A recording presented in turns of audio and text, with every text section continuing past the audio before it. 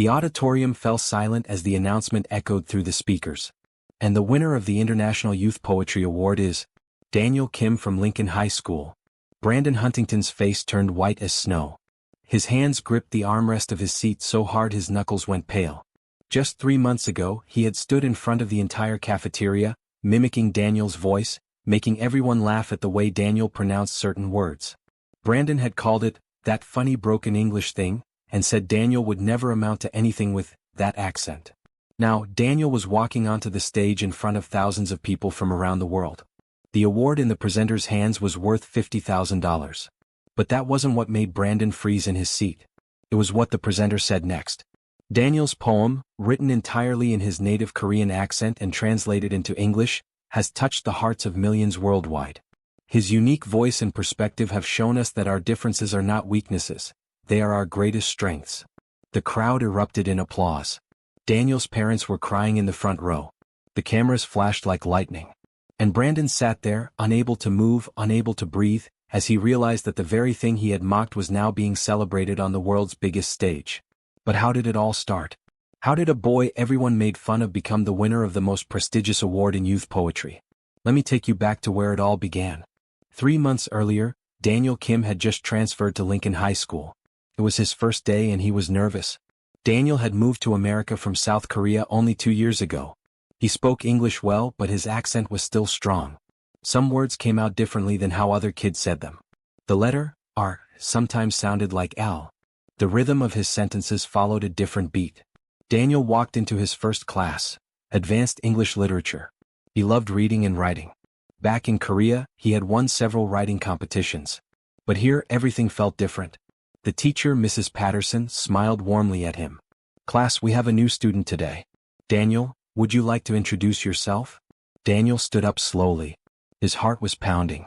25 pairs of eyes stared at him. "Hello everyone. My name is Daniel Kim. I moved here from Seoul 2 years ago. I really like reading and writing poetry. I hope we can be friends." His accent was clear and noticeable. Some students smiled kindly. Others whispered to each other. And in the back row, Brandon Huntington smirked and elbowed his friend Tyler. "Did you hear that?" Brandon whispered, loud enough for others to hear. "Really like leading and lighting poetry."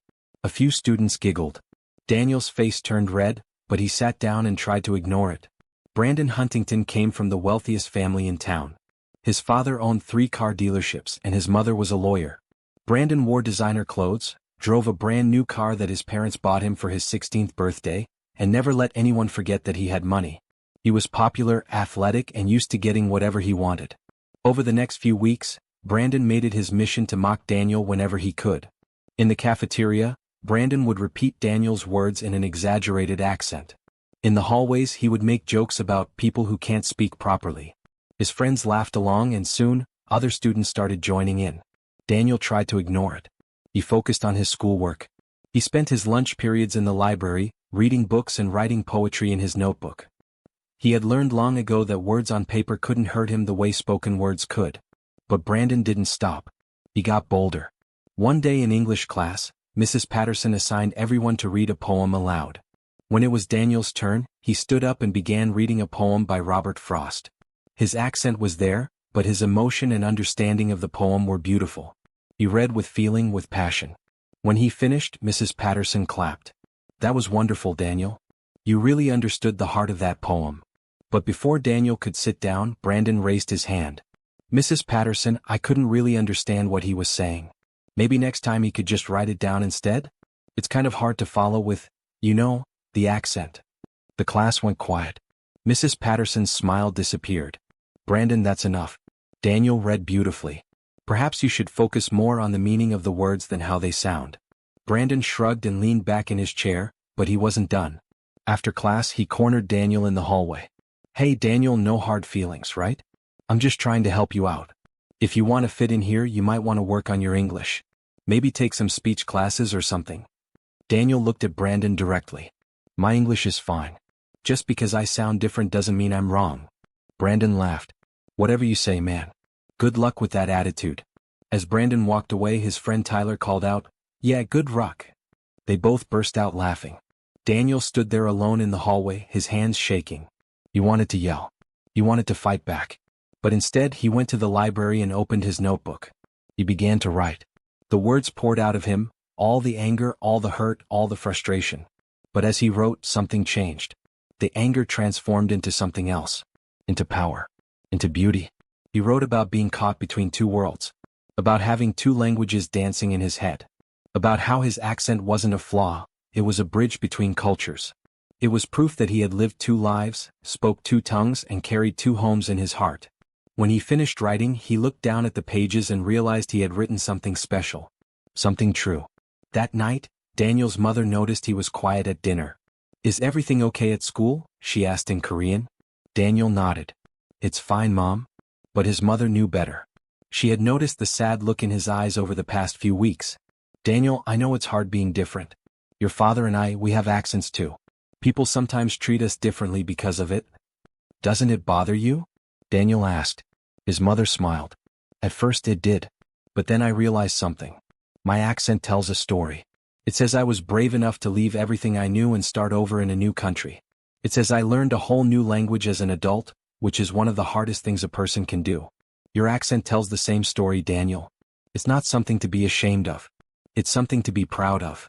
Daniel felt tears in his eyes. But the kids at school. The kids at school are young. They don't understand yet. But one day they will. And until then you just keep being yourself. Keep writing. Keep speaking. Don't let anyone make you small. Daniel hugged his mother and went to his room. He looked at the poem he had written earlier. Maybe his mother was right. Maybe his voice, accent and all, was something special. The next day at school, Daniel learned about a competition. Mrs. Patterson had posted a flyer on the classroom bulletin board, International Youth Poetry Award, share your voice with the world. Daniel read the details carefully. Poets from around the world could submit original poems. The winner would receive $50,000 and the chance to read their poem at a global ceremony. The theme was identity and voice. Daniel's heart raced. This was it. This was his chance. That afternoon he went home and worked on his poem. He rewrote it, polished it, and made it perfect. He titled it Two Tongues, One Heart. The poem talked about living between two cultures, speaking with an accent that marked him as different, and finding strength in that difference. When he was done, he read it aloud to himself in his room. His accent was there, in every word, every line. But it wasn't a flaw. It was part of the music of the poem. He submitted it online that night, just before the deadline. Weeks passed. Daniel tried not to think about the competition. Brandon continued his mockery, but Daniel noticed it was bothering him less. He had found something bigger to focus on. He had found his voice. Then one morning, Daniel woke up to 17 missed calls and dozens of text messages. His hands trembled as he unlocked his phone. The first message was from Mrs. Patterson. "Daniel, check your email now." He opened his email. There, at the top of his inbox, was a message with the subject line, "Congratulations, Daniel Kim, you're a finalist." Daniel's hands shook so hard he almost dropped his phone. He read the email 3 times to make sure it was real. He was one of 10 finalists from around the world. The final ceremony would be held in New York City in 3 months, and all finalists would attend with their families, all expenses paid. Daniel ran downstairs screaming. His parents couldn't believe it. They called relatives in Korea. Everyone was crying and celebrating. When Daniel got to school that day, Mrs. Patterson announced it to the class. "I have incredible news. Our very own Daniel Kim has been selected as a finalist for the International Youth Poetry Award." Out of thousands of submissions from around the world, Daniel's poem was chosen as one of the top 10. The class erupted in applause. Students Daniel barely knew came up to congratulate him. Even some of Brandon's friends seemed impressed. But Brandon sat in the back row, his jaw clenched tight. He didn't clap. He didn't smile. He just stared at Daniel with cold eyes. After class, Brandon approached Daniel again. "So you got lucky with some poetry thing. Congratulations, I guess." Daniel looked at him calmly. "It wasn't luck, Brandon. It was hard work." Brandon stepped closer. "You know what? I think the judges probably felt sorry for you. They probably have some diversity quota they need to fill. That's the only reason you made it." Daniel felt anger rising in his chest, but he kept his voice steady. "Think whatever you want, Brandon. It doesn't change anything." "We'll see," Brandon said with a cruel smile. "We'll see if you actually win. My bet? You won't even place in the top 5. As the days went by, Brandon's mockery intensified. He started calling Daniel the finalist in a sarcastic tone. He made jokes about charity poetry awards. He told everyone that Daniel probably didn't even write the poem himself. But something had changed in Daniel. The words didn't hurt as much anymore. He had something to prove now, not to Brandon but to himself. Daniel spent every free moment preparing for the final ceremony. He practiced reading his poem aloud. He worked with Mrs. Patterson on his delivery. He poured his heart into every word, every pause, every breath. His parents were so proud they could barely contain themselves. His father took time off work to help Daniel pick out a suit for the ceremony. His mother helped him practice his reading every night. 2 weeks before the ceremony, the school decided to send a delegation to New York to support Daniel. Mrs. Patterson organized a fundraiser, and enough money was raised to send 20 students and 5 teachers to the event. Brandon's name was on the list. His parents had donated a large sum of money to the school, and he insisted on going.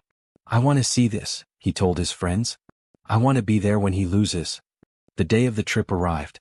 Daniel barely slept the night before. His suitcase was packed, his poem was memorized, and his heart was full of hope and terror. On the bus to New York, Brandon sat in the back with his friends making jokes. Daniel sat near the front with Mrs. Patterson, going over his poem one more time. "You're going to be wonderful," Mrs. Patterson said. "No matter what happens, you should be so proud of yourself." "I am," Daniel said quietly. "I really am." They arrived in New York City that evening. The ceremony was the next day. Daniel couldn't eat dinner.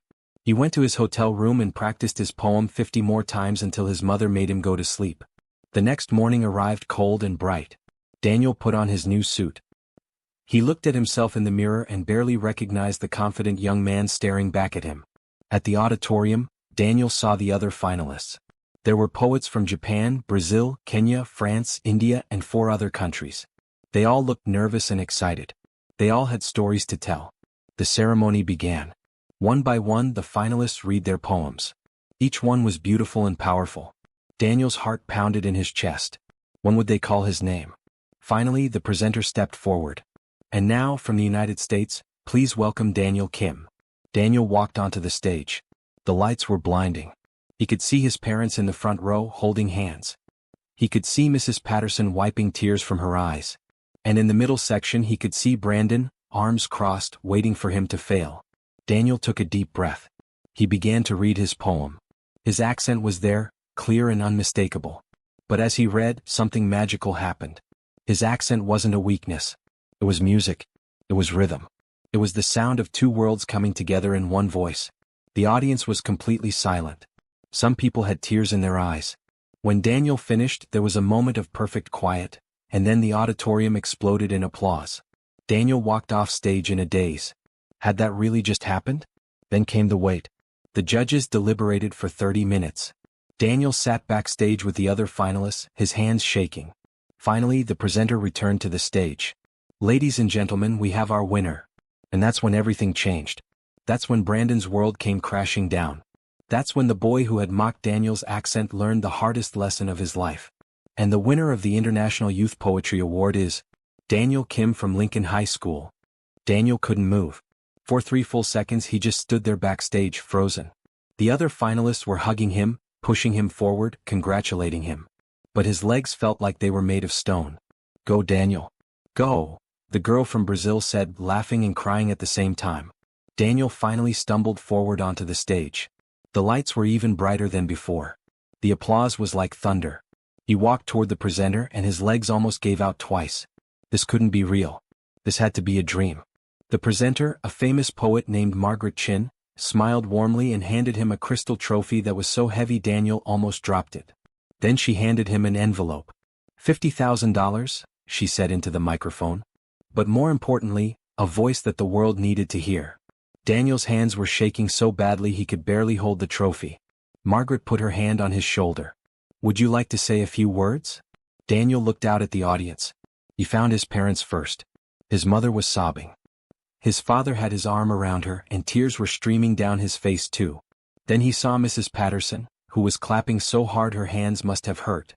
He saw his classmates cheering and jumping up and down. And then he saw Brandon. Brandon was still sitting down. Everyone around him was standing and applauding, but Brandon sat there like a statue. His face was red. His jaw was clenched so tight it looked painful. His hands gripped the armrests of his seat, and his eyes were fixed on Daniel with an expression Daniel had never seen before. It wasn't just anger. It was something else. Something that looked almost like fear. Daniel turned back to the microphone. He took a deep breath. "Thank you so much. I don't know what to say. When I came to America, I was scared. I sounded different. I looked different. Some people made fun of the way I talked. They said I would never be good enough because of my accent." The audience was completely silent now. But my mother told me something important. She said my accent tells a story. It says I was brave enough to learn a new language. It says I carry two cultures in my heart. It says I'm strong enough to be myself even when people want me to change. Daniel's voice grew stronger. This award isn't just for me. It's for everyone who has ever been told they're not good enough because they're different. Everyone who has been laughed at for the way they speak. Everyone who has been made to feel small because they don't fit in. Your voice matters. Your story matters. Don't ever let anyone tell you otherwise. The auditorium exploded again. People weren't just clapping anymore. They were on their feet, shouting, cheering. Daniel saw grown adults wiping tears from their eyes. He saw other students from different countries nodding and smiling, and he knew they understood. They had felt the same pain he had felt. As Daniel walked off stage, clutching his trophy, reporters surrounded him. Cameras flashed. Microphones were shoved in his face. Everyone wanted to talk to him, to hear his story, to know more about the boy with the accent who had just won the world's biggest youth poetry award. Back in the audience, Brandon finally stood up. But he didn't clap. He turned and pushed his way through the crowd, heading for the exit. His friend Tyler called after him. "Brandon. Dude, wait up." Brandon didn't stop. He shoved open the doors and stepped out into the lobby. His heart was pounding. His face felt hot. He leaned against the wall and tried to breathe. This wasn't supposed to happen. Daniel was supposed to fail. Daniel was supposed to be embarrassed. Daniel was supposed to prove that Brandon was right, that people with accents, people who were different, people who didn't fit the mold couldn't succeed. But Daniel had done more than succeed. He had triumphed. He had won. And he had done it using the very thing Brandon had mocked him for. Tyler caught up to Brandon in the lobby. "Hey man, you okay?" "I'm fine," Brandon snapped. "That was actually pretty cool, right? I mean, Daniel really—" "I said I'm fine." Brandon's voice echoed through the lobby. A few people turned to look at him. Tyler stepped back, surprised. Okay. Chill out." Brandon walked away out of the building into the cold New York air. He didn't know where he was going. He just needed to get away. Inside, Daniel was surrounded by his family. His mother couldn't stop hugging him. His father kept saying, "I'm so proud of you," over and over again. Mrs. Patterson took about 100 photos. The other teachers from Lincoln High were crying and laughing. A reporter from a major news network approached them. "Daniel, we'd love to do a feature story on you. Your poem has already gone viral online. People are calling it one of the most powerful pieces they've ever heard. How does that feel?" Daniel looked at the reporter, still in shock. "Viral? What do you mean?" The reporter showed him her phone. Someone had recorded Daniel's performance and posted it online during the ceremony. In just 2 hours, it had been viewed over 2 million times. The comments were pouring in. "This made me cry. Finally, someone speaking truth. As an immigrant, this touched my soul. This kid is going to change the world." Daniel couldn't believe what he was seeing. His poem, his words, were reaching people all over the world. People he would never meet were being moved by his story. That evening there was a celebration dinner for all the finalists and their families. It was held in a fancy restaurant with crystal chandeliers and waiters in tuxedos. Daniel had never been anywhere so elegant in his life. The Lincoln High group had a table in the corner. Daniel sat with his parents, Mrs. Patterson, and several of his classmates. Everyone was talking excitedly, reliving every moment of the ceremony. But Daniel noticed that Brandon's seat was empty. "Where's Brandon?" Daniel asked. Tyler shrugged. "He said he wasn't feeling well. Went back to the hotel." Daniel felt a strange twist in his stomach. Part of him was glad Brandon wasn't there. But another part of him felt something else. Not quite sympathy, but something close to it. Mrs. Patterson raised her glass. A toast. To Daniel, who showed all of us what courage really looks like. To speaking your truth. To being yourself. To proving that our differences make us stronger. Everyone clinked glasses. Daniel smiled, but his mind was elsewhere. He kept thinking about the look on Brandon's face when the winner was announced. That strange expression that was more than just anger. After dinner, Daniel went back to his hotel room. His parents wanted to celebrate more, but he was exhausted. The adrenaline was wearing off, and the reality of what had happened was starting to sink in. He sat on his bed and opened his phone. The video of his performance now had over 5 million views. 5 million. His email inbox was flooded with messages from people around the world. Teachers wanting to use his poem in their classes. Students thanking him for giving them courage. Immigrants sharing their own stories. Daniel read message after message, tears streaming down his face. He had done it. He had really done it. There was a knock on his door. Daniel wiped his eyes and opened it. It was Tyler. "Hey Daniel. Can I talk to you for a second?" "Sure," Daniel said, confused. Tyler stepped into the room looking uncomfortable. "Look, I just wanted to say, I'm sorry. For laughing. For going along with Brandon when he made fun of you. That was messed up. Your speech today made me realize how awful we were to you." Daniel didn't know what to say. This was the last thing he expected. "I thought it was just jokes, you know?" Tyler continued. "I didn't really think about how it made you feel. But watching you up there today winning that award, saying all those things, man, I felt like garbage. You didn't deserve any of that." "Thank you," Daniel said quietly. "That means a lot." Tyler nodded. "You're a really good guy, Daniel. And that poem was incredible. I actually understood every word you said, by the way. Brandon was wrong. Your English is perfect. It's just different. And that's what makes it special." After Tyler left, Daniel sat back down on his bed. He felt lighter somehow. Like a weight he didn't even know he was carrying had been lifted. But his thoughts kept drifting back to Brandon. Where was he? What was he thinking? Did he feel any regret for what he had done? Down the hall, in his own hotel room, Brandon was lying on his bed, staring at the ceiling. His phone was buzzing constantly with messages from friends and family who had seen the news. His parents had called 3 times, excited that someone from Brandon's school had won such a prestigious award. They didn't know. They didn't understand. Brandon had spent the last 3 months making Daniel's life miserable. He had mocked him, belittled him, and tried to make him feel worthless. And for what? Because Daniel spoke with an accent? Because he was different? Brandon thought about his own life. Everything had always been easy for him. Money, friends, popularity, it all came naturally.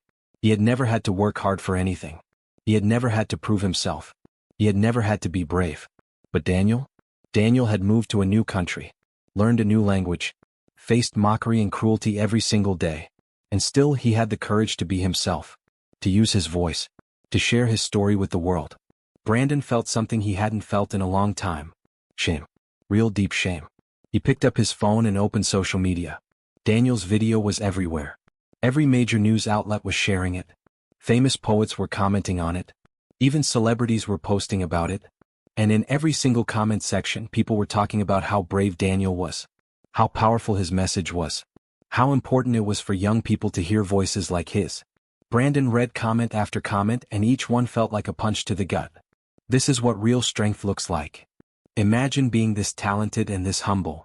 The world needs more people like Daniel Kim. Brandon threw his phone across the room. It hit the wall and clattered to the floor. He put his hands over his face. What had he done? What kind of person had he become? There was a knock on his door. Brandon didn't answer. The knock came again, louder this time. "Brandon? It's Mrs. Patterson. Can I come in?" Brandon groaned. The last thing he wanted was to talk to a teacher right now. But Mrs. Patterson didn't wait for an answer. She opened the door and walked in. "Are you all right?" she asked gently. "I'm fine," Brandon said, not looking at her. Mrs. Patterson sat down in the chair by the window. "You left the ceremony early. You missed the celebration dinner. That doesn't seem fine to me." Brandon didn't respond. "I saw your face when Daniel won," Mrs. Patterson said quietly. "I saw how it affected you." "I don't know what you're talking about," Brandon muttered. "Brandon, I've been teaching for 23 years. I've seen a lot of students. I've seen bullies and I've seen good kids who make bad choices. You're not a bad person, Brandon. But you've been making some very bad choices." Brandon finally looked at her. "Are you here to lecture me?" "No," Mrs. Patterson said. "I'm here to tell you that it's not too late. It's not too late to apologize. It's not too late to change. It's not too late to be better." "He won," Brandon said bitterly. "He proved me wrong. Everyone saw it. What's the point of apologizing now?" "The point," Mrs. Patterson said firmly, "is that apologizing isn't about you. It's about Daniel. It's about acknowledging the harm you caused and taking responsibility for it. That's what real maturity looks like. That's what real strength looks like. She stood up and walked to the door. Think about it, Brandon. Think about the kind of person you want to be. After she left, Brandon sat in silence. His phone was still on the floor where he had thrown it. He got up, picked it up, and was relieved to see it wasn't broken. He opened the video of Daniel's speech again. This time he actually listened. Really listened. Daniel's words cut through him like a knife. Some people made fun of the way I talked. They said I would never be good enough because of my accent. But my mother told me something important. She said my accent tells a story. Brandon felt his throat tighten. He watched the entire speech from beginning to end. When it was over, he watched it again. By the third time, tears were running down his face. The next morning, the Lincoln High group prepared to head back home. Everyone was still buzzing with excitement. Daniel's trophy was carefully packed in a special case. His mother hadn't let it out of her sight since the ceremony.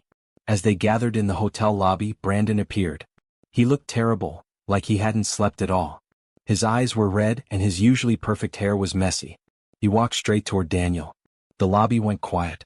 Everyone watched. Tyler stepped forward, ready to intervene if necessary. But Mrs. Patterson put a hand on his shoulder, stopping him. Brandon stopped a few feet away from Daniel. For a long moment he just stood there looking at the floor. Then he looked up and met Daniel's eyes. Daniel, I need to talk to you. Daniel's heart was pounding, but he kept his voice calm. Okay. I'm sorry, Brandon said. The words came out rough like they hurt to say. I'm sorry for everything. For making fun of your accent. For mocking you in front of everyone. For trying to make you feel like you didn't belong.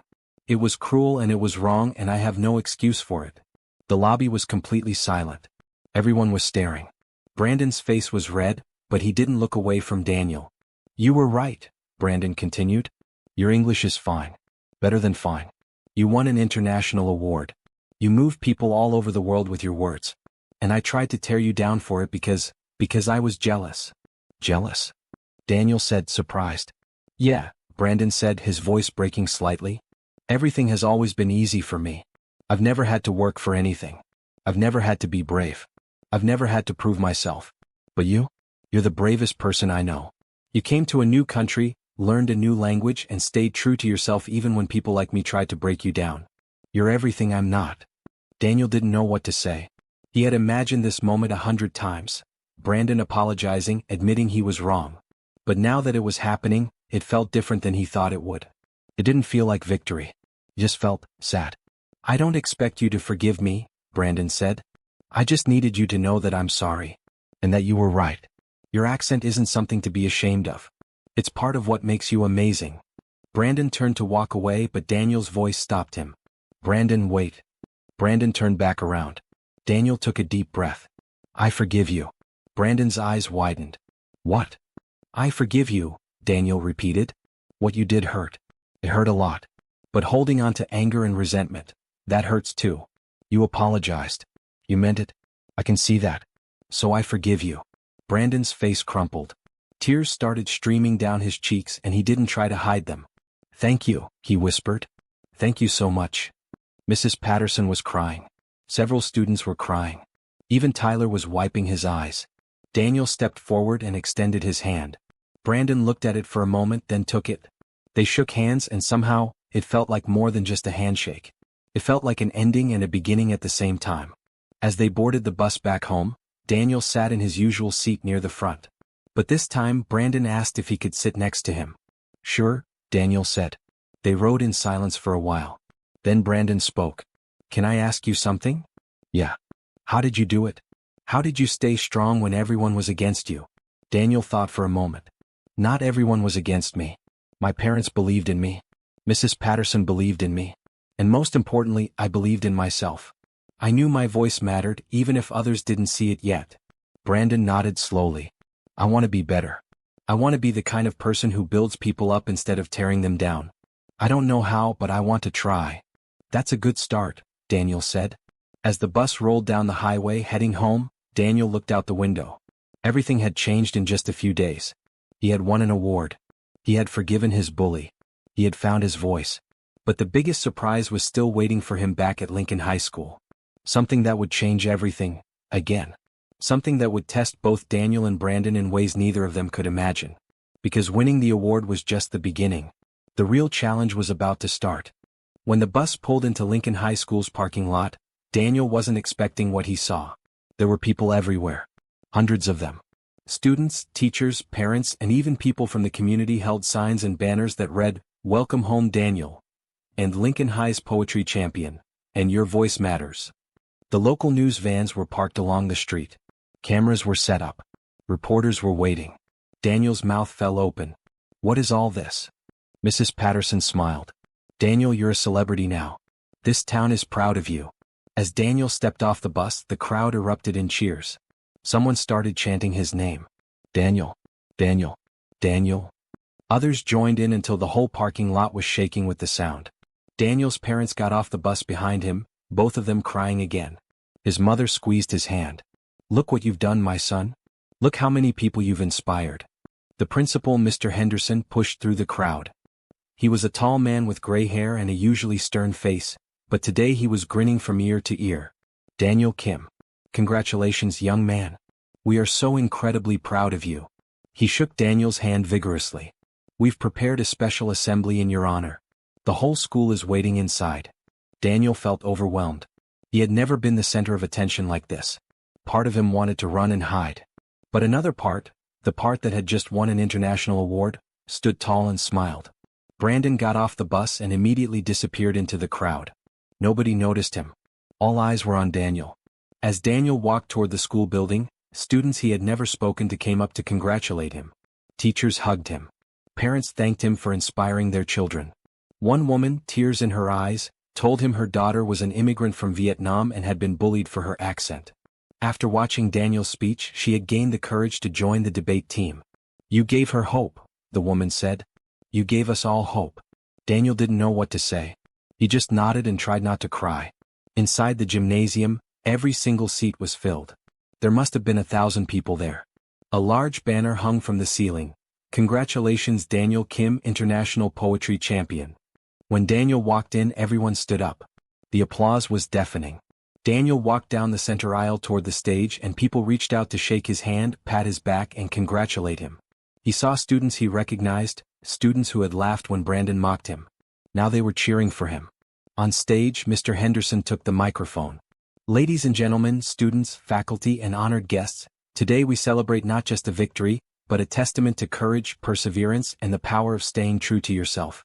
Daniel Kim has shown us all what it means to turn pain into purpose, to transform discrimination into determination, and to use your unique voice to change the world." More applause. Daniel sat in a special chair on stage, his trophy beside him, still feeling like this was all a dream. Mr. Henderson continued. "Daniel's poem has now been viewed over 20 million times worldwide. He has received interview requests from major television networks, magazines, and podcasts. But more importantly, his message has touched hearts across the globe. He has reminded us all that our differences are not weaknesses, they are our superpowers." The crowd cheered again. Mr. Henderson gestured for Daniel to come to the microphone. Daniel stood up, his legs shaky. He looked out at the sea of faces. And then he saw something that made his heart skip a beat. In the back row, sitting alone, was Brandon. He wasn't clapping. He wasn't cheering. He was just sitting there watching with an expression Daniel couldn't quite read. Daniel cleared his throat and spoke into the microphone. "Thank you all so much. This is overwhelming. I never expected any of this. When I wrote my poem, I was just trying to process my own pain. I didn't think anyone else would care about it." He paused, gathering his thoughts. "But I've learned something important these past few days. Everyone has a story. Everyone has pain. Everyone has struggled with feeling different or not good enough. My story is about having an accent, but maybe your story is about something else. Maybe you've been bullied for how you look or where you come from or who you love or what you believe in." The gymnasium was completely silent. Everyone was listening. "What I want to say is this: don't hide your story. Don't hide your voice. The things that make you different are the things that make you special. The world needs to hear from you. All of you." As Daniel spoke, he kept his eyes on Brandon in the back row. And slowly Brandon started to nod. Then Brandon stood up. And he started clapping. At first he was the only one standing. But then the person next to him stood up. Then another. Then another. Within seconds, the entire gymnasium was on its feet, giving Daniel a standing ovation that lasted for 5 whole minutes. After the assembly, Daniel was pulled into interview after interview. the local news, the school newspaper, even a reporter from a national magazine. Everyone wanted to know his story, his secrets, his plans for the future. By the time Daniel finally made it to his locker, it was covered in notes, cards, and letters. Students had taped messages of support and congratulations all over it. Daniel read a few of them, his heart swelling with emotion. "You inspired me to embrace my stutter. Thank you for making me feel less alone. Your courage gave me courage." Daniel was putting his books away when he heard a voice behind him. "Pretty crazy, huh?" He turned around. It was Brandon. "Yeah," Daniel said. "Very crazy." Brandon shifted uncomfortably. "Listen, I know I apologized already, but I wanted to say it again. Watching you up there, seeing how many people you've helped, it made me realize how much damage I could have done. If you had given up, if you had stopped writing, if my words had broken you instead of making you stronger, I would have destroyed something beautiful. But you didn't," Daniel said quietly. "I didn't let you. I know, and I'm grateful for that. But I also want to do something more than just apologize. I want to make it right." "What do you mean?" Daniel asked. Brandon took a deep breath. "I want to start an anti-bullying club. Here at school. A place where students can share their stories, support each other, and learn to stand up against bullying. And I want you to help me lead it." Daniel stared at him in surprise. "You want me to work with you? I know it's a lot to ask. I know I don't deserve it. But I think together we could actually make a difference. You have the voice. You have the story. And I have the experience of being the bully.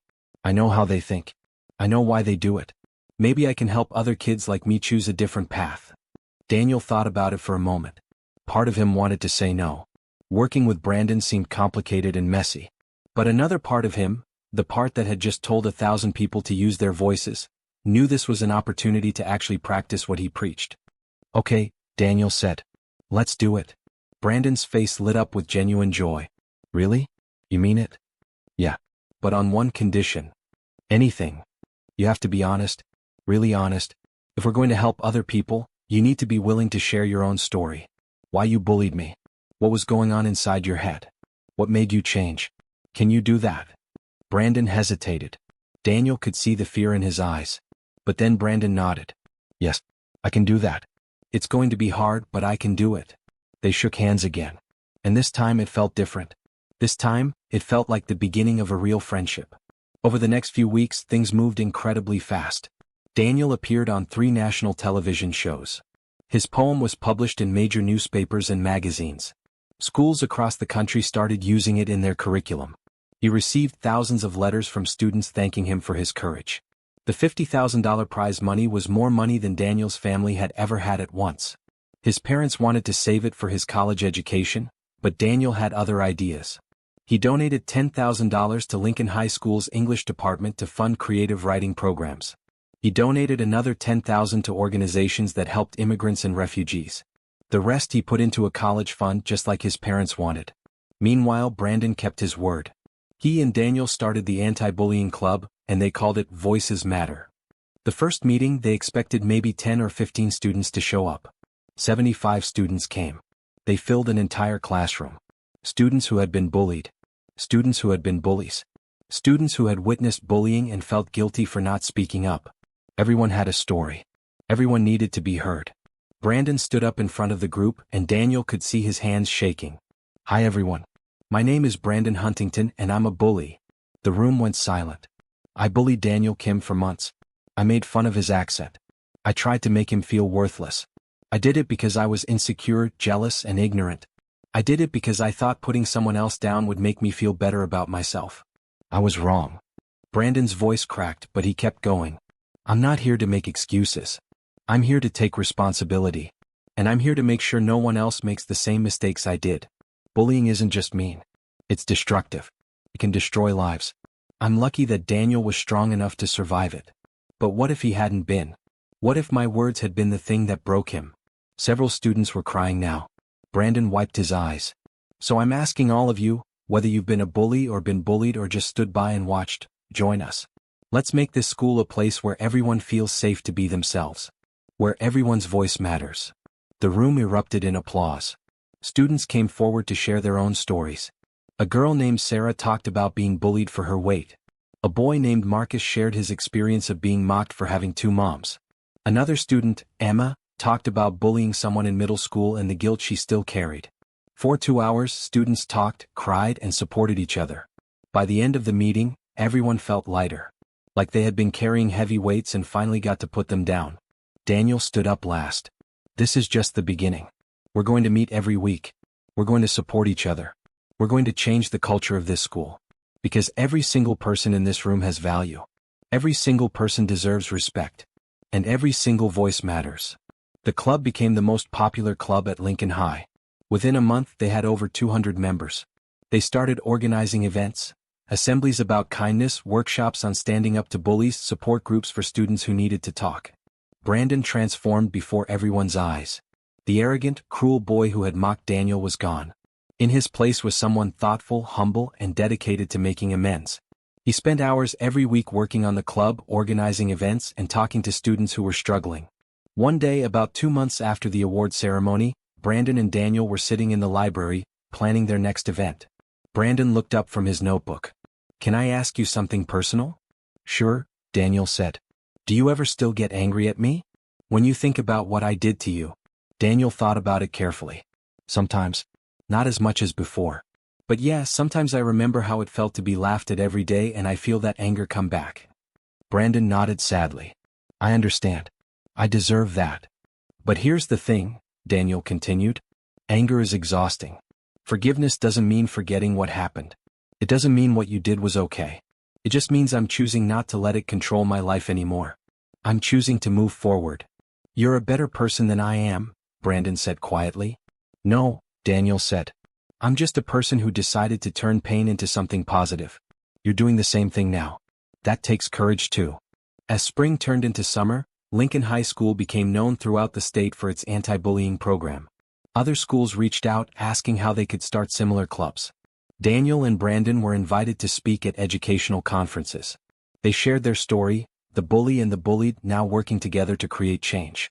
At graduation, both Daniel and Brandon gave speeches.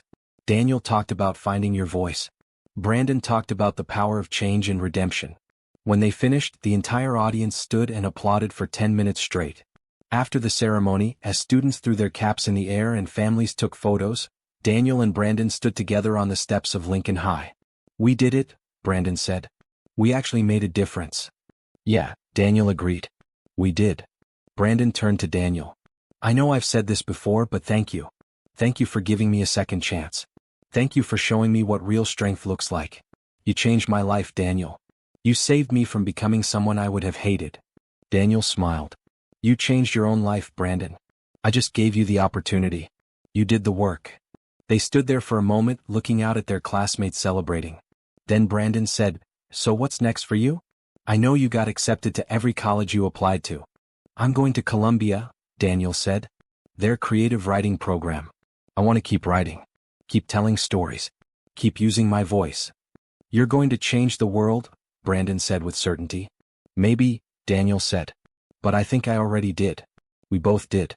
One school, one club, one conversation at a time." As the sun set on Lincoln High School that day, two boys who had once been enemies stood together as friends. One had learned that being different was a gift, not a curse. The other had learned that it's never too late to choose kindness over cruelty. Daniel's poem had won an international award and inspired millions. But perhaps the greatest victory wasn't the trophy or the prize money or the fame. It was this: a boy who had been mocked for his accent had found his voice, and in doing so, he had helped his former bully find his voice too. The video of Daniel's award ceremony speech eventually reached over 50 million views. It was shown in schools across the world. It was translated into 37 languages. Parents showed it to their children. Teachers used it in their lessons. It became a symbol of hope for anyone who had ever felt like they didn't belong.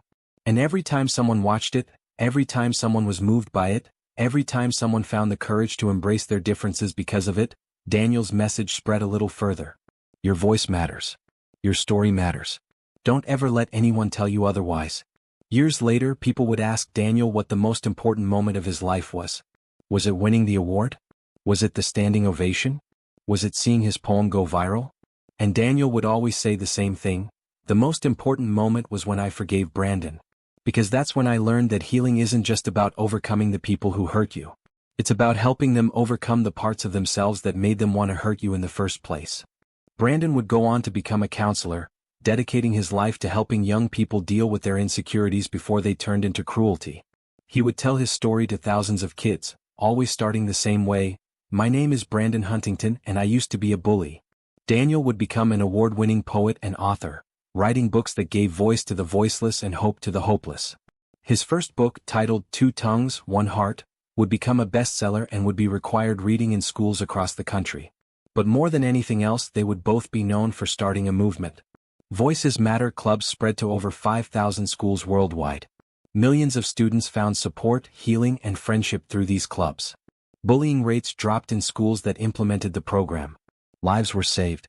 And it all started with a boy who refused to be silenced, and another boy who learned that real strength isn't about tearing others down, it's about building them up. As Daniel packed up his dorm room that first day at Columbia University, he looked at the crystal trophy sitting on his desk. It was beautiful and meaningful, but it wasn't what he was most proud of. What he was most proud of was the folder on his laptop labeled Letters. Inside were thousands of messages from students around the world who had been inspired by his story. Students who had found their voices. Students who had stood up to their bullies. Students who had become better people because of what he and Brandon had created together. Daniel opened one letter at random. It was from a girl in South Korea. "Dear Daniel, my name is Minji and I just moved to America. I'm scared because I have an accent and I don't want people to make fun of me. But then I watched your video. You showed me that my accent isn't something to hide. Something to be proud of. Because of you, I'm not scared anymore. Thank you for using your voice. It helped me find mine." Daniel smiled and closed his laptop. This was why he wrote. This was why he shared his story. This was why everything he had been through, all the pain, all the mockery, all the tears, was worth it. Because his voice had given others permission to find theirs. And in a world that often tried to silence the different, the unusual, the unique, that was the greatest victory of all. The rich student who had mocked his classmate's accent had frozen when that accent earned a global award. But the story didn't end there. It ended with both of them learning the most important lesson of all, that everyone deserves respect, everyone deserves kindness, and everyone, no matter how they speak, how they look, or where they come from, has a voice worth hearing. And those voices together could change the world. The end.